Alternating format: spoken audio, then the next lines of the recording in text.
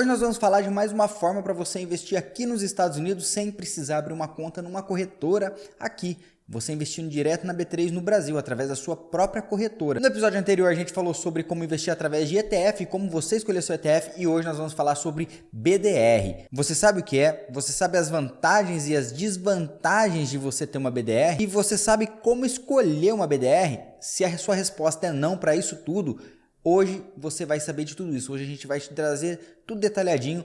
Então fica até o final do vídeo que hoje você vai aprender a comprar uma BDR. E aí pessoal, beleza? Rafael aqui, hoje a gente vai falar sobre BDR, a gente vai falar sobre mais uma forma de você investir aqui nos Estados Unidos. Nós já gravamos um vídeo aqui ensinando você a investir de uma forma bem fácil aqui nos Estados Unidos, que é através de ETF. Se você não viu esse vídeo ainda, a gente vai deixar o cardzinho aqui em cima. Recomendo que vocês assistam ele primeiro, porque ele é o início que vai te dar uma base para você entender melhor o que a gente está falando aqui. Mas enfim, o que é uma BDR, você sabe? Se você não sabe, é o seguinte, BDR é a sigla para Brazilian Deposit Receipts, mas isso não ajudou nada, né? Mas eu vou te explicar de uma forma bem simples. É assim, pensa que uma empresa vem aqui no mercado americano, na bolsa americana, e compra uma ação da Apple, por exemplo. Ela vai pegar essa ação e ela vai levar lá para a B3 no Brasil, na Bolsa de Valores brasileira. Lá, ela vai pegar essa ação, vai transformar ela em real, vai dividir ela ou então vender ela inteira. Cada ação tem um critério diferente. E esses pedaços que ela separar da ação, ela vai te vender. Mas ela não vai te vender a ação, ela vai te vender um recibo. Ela tá te dando um recibo de que você está comprando aquele pedacinho daquela ação. Você não tem a ação nesse momento, você tem um pedacinho, você tem um recibinho dela. Você pode, por exemplo, a Apple dividir em 10. Então, 10 BDRs vale um estoque da Apple, que é uma ação da Apple. Então, se você juntar as 10, vai ter ação? Não, você vai ter 10 BDRs. Mas o básico é isso, a gente queria te explicar isso primeiro, que você não está comprando ação, você está comprando recibos. Então, isso é bom? Isso é ruim? A gente vai falar as vantagens e as desvantagens para vocês já sair daqui sabendo um pouco mais sobre se isso foi um bom negócio ou não. Um dos pontos positivos de você ter uma BDR é a compra facilitada, que você não precisa abrir uma conta aqui nos Estados Unidos, transferir o seu dinheiro para cá, pagar um spread para comprar o dólar, para aí sim conseguir comprar uma ação aqui. Não, você direto na sua corretora com o seu dinheiro em real, você consegue comprar a sua BDR aí, você já consegue estar exposto ao mercado americano. Então esse é um dos primeiros pontos positivos de você ter uma BDR. Outro ponto positivo é que você ganha na ação e no câmbio. Então vamos falar que o dólar subiu e o valor da sua ação também subiu, você ganhou duas vezes. Se o valor da ação subiu e o dólar não subiu, você ganhou na valorização da ação. E se a ação ficou no mesmo valor, mas o dólar subiu, você ganhou também, porque ela vai valorizar junto com o dólar. Então, esse é mais um ponto positivo para você ter uma BDR. E outro ponto positivo de você ter uma BDR, embora você não tenha a ação em si, você está exposto aos dividendos da empresa. Então, quando a Apple divulga os dividendos dela, você também vai receber. Então, mesmo que seja em real, porque você já vai receber tudo transferido para real, mas você vai receber a sua porcentagem de dividendo do lucro da empresa. Então, esse é mais um outro ponto muito legal de você ter uma BDR. Agora, vamos falar sobre os pontos negativos. O primeiro ponto negativo de você ter uma BDR é a liquidez. Falando isso, você sabe o que é a liquidez? A liquidez, vamos transformar essa palavra liquidez em facilidade. Então, quanto maior a liquidez, maior a facilidade de você comprar ou vender uma ação. E quanto menor a liquidez, é menor a facilidade de você comprar ou vender uma ação. Então, se tem uma liquidez baixa, significa que vai dar mais trabalho de você vender. Pensa assim, se tem muita gente querendo vender ação e tem muita gente querendo comprar, então a liquidez está alta, está fácil de vender e comprar. Como exemplo, a gente tem a Apple, a gente vai até mostrar para vocês a liquidez diária dela. Mas quando não tem muita gente querendo vender e não tem muita gente querendo comprar, a liquidez está baixa, então fica mais difícil tanto para você comprar ou pior, quanto para você vender a ação, porque se você não tem uma liquidez boa, você pode demorar muito tempo para conseguir se desfazer da ação, mesmo que ela atingir o preço que você queria, talvez você não vai conseguir vender, porque não tem ninguém querendo comprar. Então, voltando aos pontos negativos, o primeiro ponto realmente é a liquidez, o segundo ponto é que você não está comprando a ação, você está comprando recibos da ação. Então, acaba sendo um pouco ruim isso, você não ter a ação diretamente, né? Outro ponto negativo, esse é um pouquinho mais chato, que é o seguinte: quando você vende uma BDR, independentemente da quantidade de BDRs que você vendeu, se você for lá, comprou uma BDR por 10 e vendeu por 11, esse R$1 de lucro que você teve, você vai ter que pagar 15% de imposto de renda. Não importa quantos você vendeu. Mais um ponto negativo de você ter uma BDR, lembra que eu falei que a BDR você não está comprando ação, você está comprando de alguém que comprou a ação?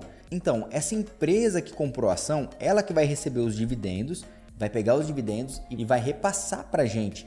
Então, o que acontece? Nesse repasse, ele pode pegar até 5% dos dividendos, do valor do dividendo para ele. Então você acaba não recebendo 100% de dividendo, você recebe menos. Ele pode reter 1, 2, 3, 4, até 5%, então na pior das hipóteses você vai receber 95% dos dividendos. E um último ponto negativo é que o seu dinheiro não saiu do Brasil. Isso para mim é o pior dos pontos, porque o que acontece?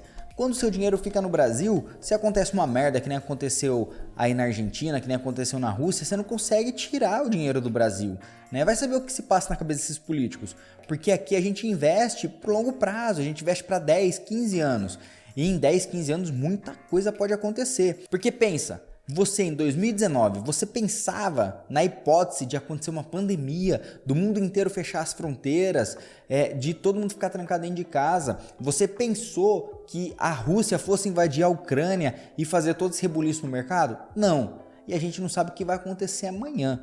Então, imagina daqui 10 anos, 15 anos. Então, por isso que a gente tem que sempre procurar a forma mais inteligente de investir, porque é o nosso dinheiro em jogo. Então, isso que é o preocupante do dinheiro não sair do Brasil, porque o seu dinheiro está sendo negociado na Bolsa do Brasil, o seu dinheiro está aí na B3, não está aqui nos Estados Unidos.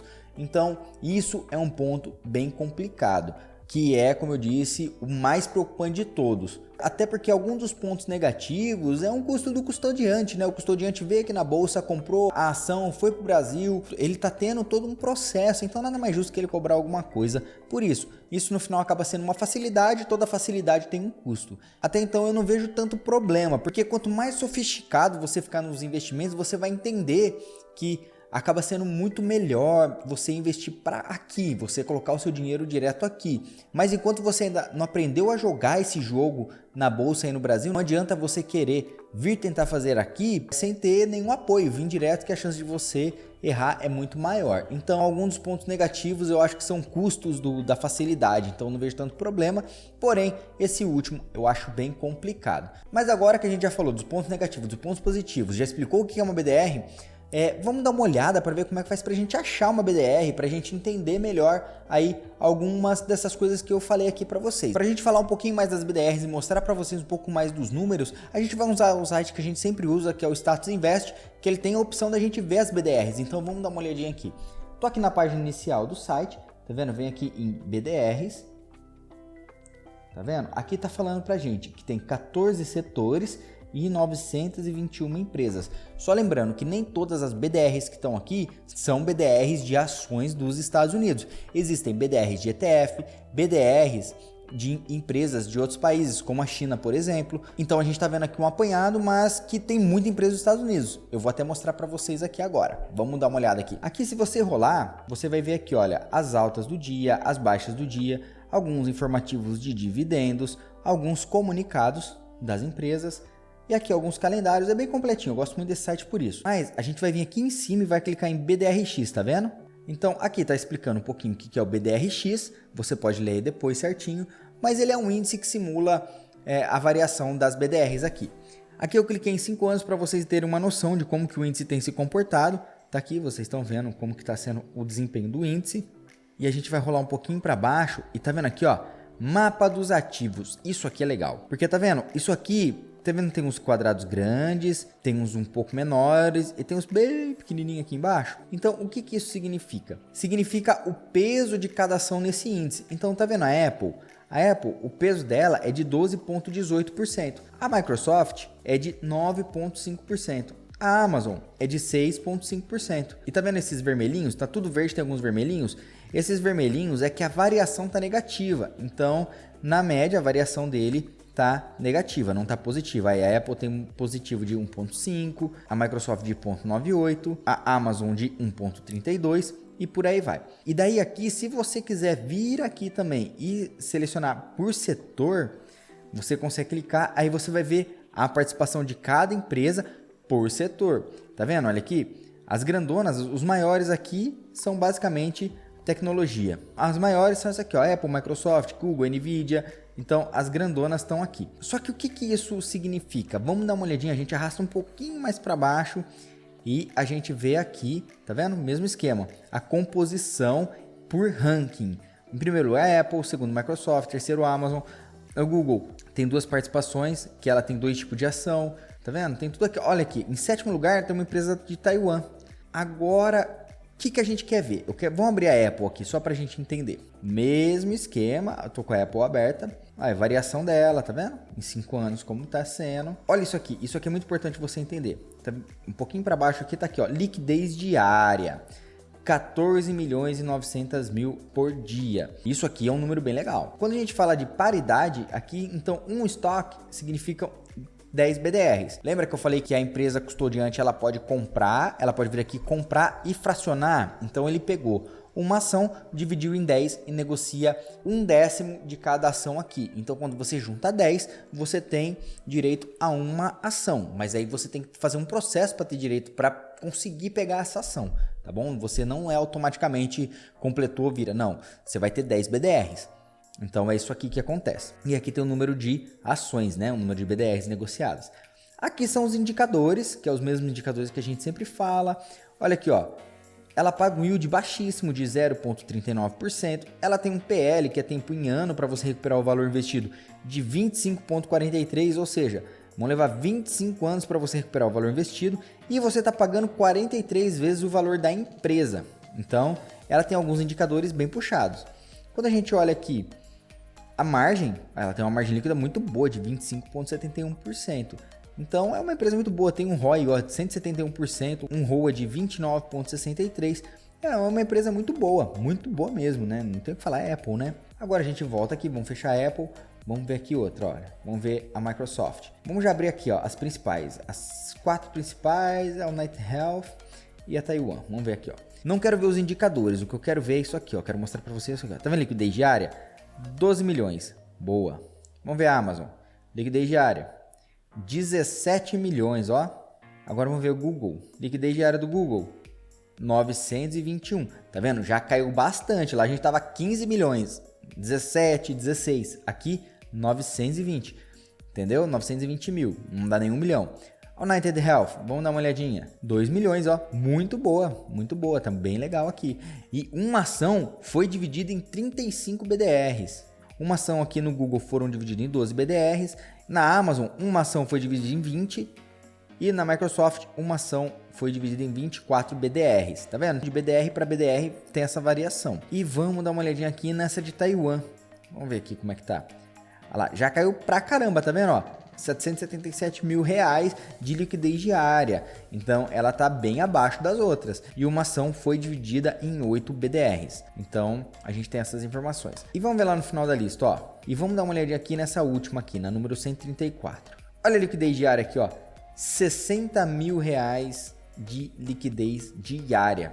Com uma liquidez dessa, se você comprar uma BDR, a chance de você ficar com ela por um bom tempo ou vender ela por menos do que ela vai estar sendo cotada é muito grande. Então vamos ver aqui, ó, a cotação dela está em 5,80. Pode ser que se você queira vender ela hoje, você vai vender ela na casa de 5,50, 5,30, R$ reais, 4,80, não sei. Aí vai ser quanto quem está comprando está disposto a pagar por essa ação. Então tem que tomar muito cuidado na hora de comprar. Você tem que vir aqui e realmente olhar a liquidez diária dessa ação, tá bom? Sempre faça isso. Nunca deixe de fazer isso. Então, antes de você comprar sua BDR, eu sugiro muito que você analise o quê? A primeira coisa é a liquidez diária da BDR. Sempre olhe isso. Quanto maior a liquidez, maior a facilidade de você vender. Quanto menor a liquidez, menor a facilidade de você vender esse ativo. Outra coisa que é muito legal você olhar, que a gente sempre recomenda aqui, é o PL, que é o tempo em anos que vai demorar para você recuperar o valor investido. Quanto maior, pior. Outra coisa interessante é o PVP, Sempre que tiver acima de 1, significa que o mercado está pagando mais do que a empresa realmente vale. 1 é o valor justo, acima de 1 você está pagando mais caro, abaixo de 1 você está pagando mais barato. E outra coisa que eu sugiro muito, um quarto ponto que eu acho muito interessante você sempre olhar, nunca esquecer de olhar, é a margem de lucro. Empresa que dá lucro não quebra. Então, confere esses 4 indicadores. Deu match, deu legal, gostou dos 4 indicadores, aí você vai e se aprofunda mais na empresa, compara com outras, vê quais indicadores estão melhor. A gente vai trazer isso para vocês, vai trazer mais algumas análises para ficar mais fácil também para vocês analisar o que é bom, o que não é. Nós vamos trazer algumas empresas que o mercado não fala tanto, que você não ouve tanto no Brasil, mas que aqui a gente conhece e que é muito interessante você estar exposto, porque são grandes pagadores de dividendos, são empresas que pagam dividendo há muito tempo, que é a filosofia que a gente procura, né? Que é a empresa de dividendo. Tem empresa de crescimento também, que é conhecido como growth. Você já ouviu esse termo financeiro, growth?